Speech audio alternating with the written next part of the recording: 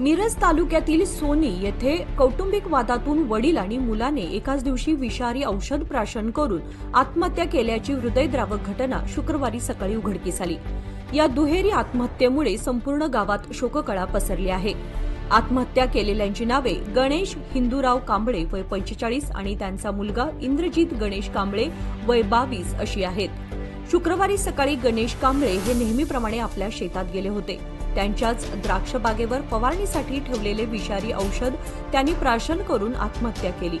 वडिलांनी हे टोकाचं पाऊल उचलल्याचं लक्षात येताच त्यांच्यासोबत शेतातच असलेला मुलगा इंद्रजितनेही कोणतंही कारण न पाहता तेच विष घेतलं।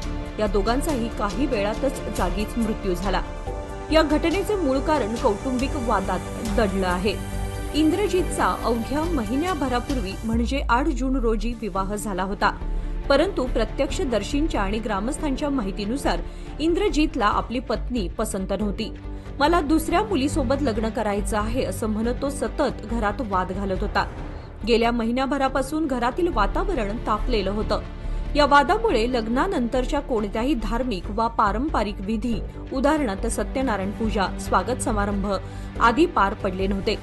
गावातील काही प्रतिष्ठित लोकांनी हा वाद मिटवण्याचा अनेकदा प्रयत्न केला, मात्र त्यांना यश आलं नाही। अखेर कौटुंबिक कलह विकोपाला गेल्यानं शुक्रवारी ही दुर्दैवी घटना घडली। या दुहेरी आत्महत्येची माहिती मिळताच मिरज ग्रामीण पोलिसांनी घटनास्थळी धाव घेऊन मृतदेह ताब्यात घेतले। पुढील तपास सुरू असल्याचं पोलिसांनी सांगितलं। दरम्यान लग्नानंतर अवघ्या महिन्याभरातच एकाच कुटुंबातील 2 जणांच्या आत्महत्येने गावकऱ्यांवर शोककळा पसरली असून परिसरात हळहळ व्यक्त केली जात आहे।